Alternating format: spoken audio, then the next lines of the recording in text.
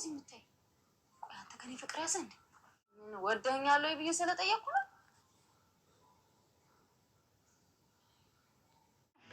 እማዬ ዛሬ ጉድ ታያለሽ። ወይ ያንቺ ጉድ አያልቅም።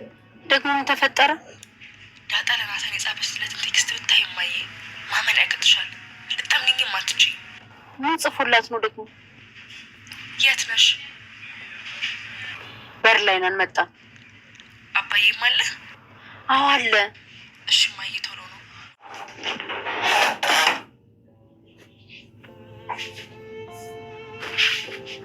አንተ ልጅ ግን የሆነ ቡዳ ነገር ነው ያለበት።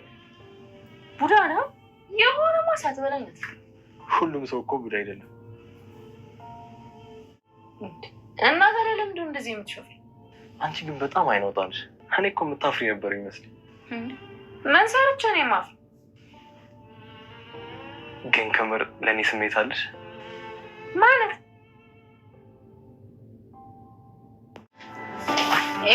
እማዬ ይኸውልኝ ላሳይሽ።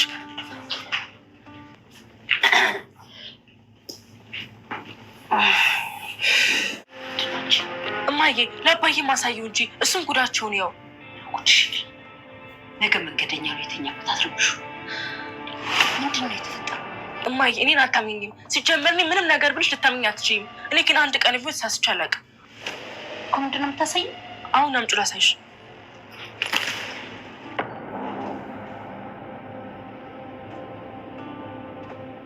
እያልሽ ነው አይደል? ኧረ ኪድዬ ምን ሙዳለሽ? ቆይ ቅድም ምን ነበር ስትይኝ ነበር? እኔ እኮ በዚህ ሰልፍ ትንሽ ላበሳጭህ ብዬ ነው። በቴክስት ምን ስትጽፊልኝ ነበር? ኧረ እኔ ምንም አልጻፍኩም። ምን? አዎ ስልኬ ውሃ ጋር ነው። የምርሽ ነው? ኪድዬ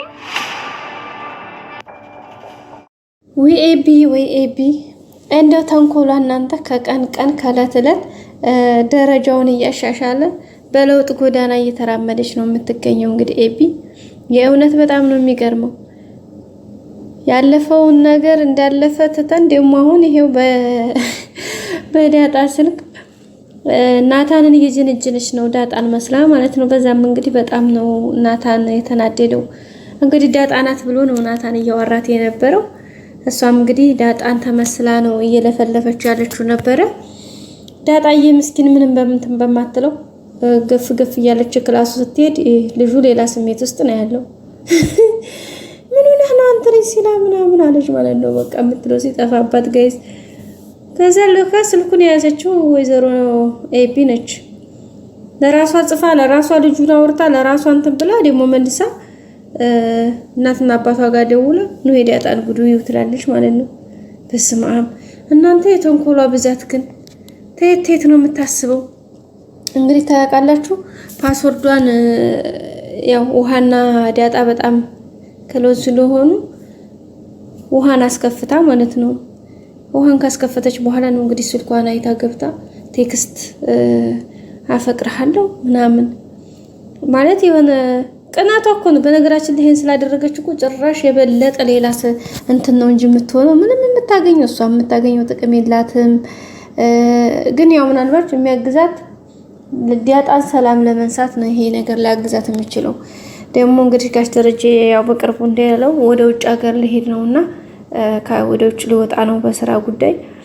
በዛ ምክንያት እንግዲህ ናታንን ልጆችን አደራ ስላለው አባዬ ሊሄድ ነው፣ ስለዚህ እኔ እናንተ ወጣ ብለን ኩሪፍቱ ዘና እንበል ስትለው ናታን እንደዛማ ማድረግ አልችልም ጭራሽ እንዳታስቡ ስላላት በቃ የዛ ንዴት ተጨማምሮባት እንግዲህ ወደ ሌላ ተንኮል ነው ሄደችው።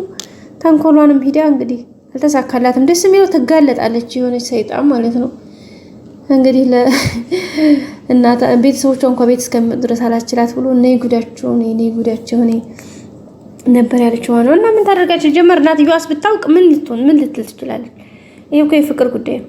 ከወደዳት ካፈቀራት خلاص ምን አይነት ሴት እንዲሆን ልትፈልጋለህ ብላ ስትጠይቀው መልካም ሰው ሆኛ አላት። በቃ ናታን ማለት ነው መልካም ሰው ከሆንሽ ጓደኞችሽን አክባሪ በቃ የሆነ አቅል ያለሽ ሴት ከሆንሽ ለኔ ያበቂ ነው ነበር ያላ ማለት ነው። ግን እሷ ተንኮል ሰርፋ ብላ ትጠፋለች። በዛ ላይ ደግሞ በቃ ቅናት ሊደፋት ማለት ነው። ሊደፋት በስማ እንግዲህ አሁን ታዲያ በዳጣ ስልክም እንደዛ አድርጎ መጻፍ ምን አስፈልግ? የተንኮል ጥግ ትጠላላችሁ ወይ? በስመ አብ የኛ እኮ የክፋታችን ጥግ ደረጃ እናንተን ራሱ የለውም ጋይስ። እንግዲህ ጋሽ ደረጀ በቅርቡ ወደ ውጭ ሊወጣ ስለሆነ እንግዲህ ናታንን ማደራ በዘሬ ነዳጣን ያላችሁ ቀረቤታ ምናምን ብሎት እንግዲህ ናታንም እሺ ጋሽ ችግር የለም እንዴ ምንን አዲስ ሰው አይደለሁም እኮ ለቤቱ ምናምን ብሎት ነበረ።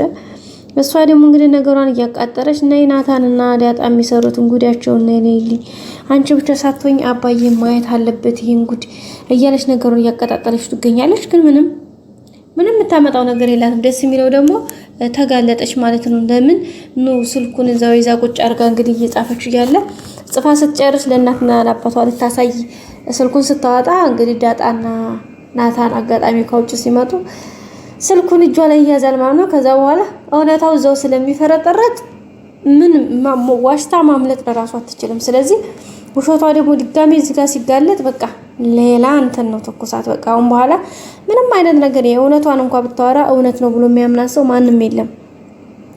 ምክንያቱም እንዳይሆን ነው በቃ። ሲቀጥል እንግዲህ ጋሽ ደረጀ እንዳያችሁ ባለፈው ውጪ ስትሄድ ምንድነው የምታመጣልኝ አባዬ ስልክ አምጣልኝ ብለው ነበርና ስልክ አለሽ አይደል እንዴ? ደግሞ እኔ ማምጣት ያለብኝ ነገር መሄድ ጀመር ለስራ ነው። ሲቀጥል ማምጣት ያለብኝ ላንቺ የሚጠቅምሽን ነገር እኔ ራሴ ነኝ ማመጣው ነበር ያላ ማለት ነው። ለውሃ ስትለው ለውሃም እኔ ራሴ አስቤ እንጂ እሱ ይሄን ግዛለች ነገር የለም ነበር ያለችው። ከዛ እንግዲህ ለዳጣም ታመጣላታለህ እንዴ ያለኝ ማለት ነው። አዎ እንግዲህ አመጣላታለሁኝ ግን እኮ እሷ ምንም አላለችም ሲላት በቃ ለዳጣ ያመጣኸውን ነገር ለኔ ማንጣልኝ አላለችም። አረ በስመ አብ ለዳጣ ያመጣህላትን ነገር ለኔ ማንጣልኝ። አይገርምም ጋይስ? እንደዚህ ነው እንግዲህ አያችሁ። በቃ ያኔ በቃ በጣም ነው የምትቀናው በዳጣ። እሷም ሆነ አትችልም እኮ ይልቁንስ ከክፋቷ ወጣ ወደ ራሷ ብትመለስ ጥሩ ነገር ነበር ማለት ነው። ሌላው ሰላም እንግዲህ ዳጣና ናታን ለዳጣ ምን ፍቅር እንዳለው እየነገረቻት ነበረ። ፍቅር እንዴት ነው አልያዘሽም እንዴ? ጓደኛ ነሽም እንዴ? እንግዲህ እናትየዋ ደግሞ ጓደኛ የለሽም እንዴ ያልቻት? ኧረ ነፍ ነው ጓደኛማ ነፋልኝ እያለቻት ነበረና ስንት ነው ጓደኞች ያልቻት? ኧረ ብዙ ናቸው ጓደኞች ብዙ ናቸው እያለ ነበር። አይ እንደዛ ስልሽ ፍቅረኛ ለማለት ፈልጌ ነው ስትላት ኧረ ወፍ የለም እሱን ማስብበት ታይም የለኝም አሁን። ምክንያቱም አሁን ላይ እኔ የራሴ የሆኑ ጥያቄዎች ብዙ ያልተመለሱ ጥያቄዎች ስላሉ እነሱን ጥያቄዎችን መጀመሪያ መመለስ አለብኝ። ስለዚህ አሁን የሱ ጉዳይ የኔ ቦታ አይደለም ነበር ያለችው ዳጣ። አይ አሁንማ ወቅትሽ ነው ጊዜሽ ነው እያለች ነበር እናትየዋም። ናታን እንግዲህ ዳጣ ናት የጻፈችልኝ ብሎ በጣም ደስ ብሎት እንግዲህ እውነት በቃ ብቻ ከሚባለው በላይ ፍቅር እኮ ይዞኛል። በቃ የማይባለው ሁሉ እኮ ነው እቺ ኤቢ የምትባል ማለት ነው። ዳጣ ሲጀምር እንኳን እንደዛ አይነት አማርኛ ልታወጣ አንዱንም እንትን አትልም።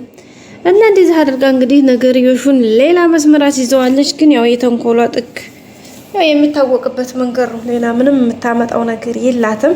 ግን ቢሆንም አሁን በቃ ካሁን በኋላ እኔ እንጃ ደግሞ የሚያምኗት ነገር እናትየዋ ራሱ እንግዲህ ዛን ሰዓት እንደዛ አድርጋ ዲኤንኤ ምርመራ አስመርምራ ምናምን በቃ ያልሆነ ነገር እያደረገች እንግዲህ ምንም ታይ እንኳን በልክ አባትየው ጋሽ ደረጀ እኮ ቢሰማ ጥሩ ነበር። ይሄን በተለይ ዲኤንኤ ማስመርመሯን ቢሰማ ኦ ማይ ጋድ ደስ የሚል ነበር ማለት ነው።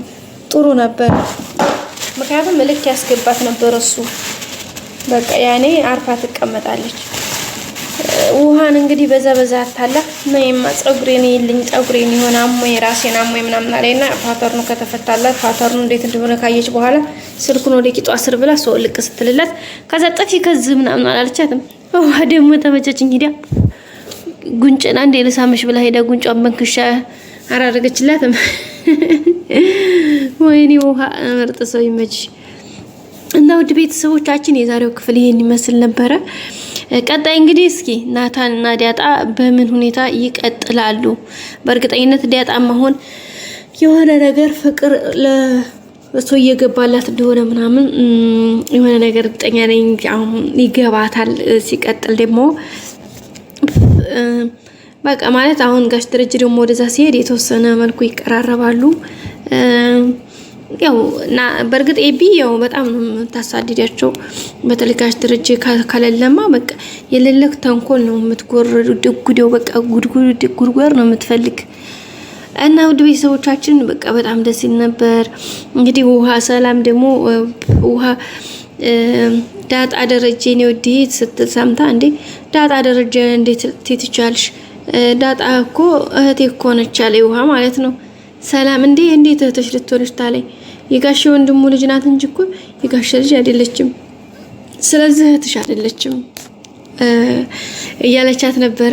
በሆነስ ምን ችግር አለው? በሆነስ ሰላምዬ በሆነስ እያለቻት ነበረና እንዴት ሊሆን ይችላል? እንዴት ብሎ በምን አሰብሽው እያለቻት ነበረና እስቲ እንግዲህ እሱን በቀጣይ ክፍል ይዘን የምንመጣ ይሆናል። እንግዲህ ሰላምም የሆነ ስሜት እየተሰማት ነው በውስጧ። በቃ የዳጣ ጉዳይ በጣም እያብሰለሰላት ይገኛል።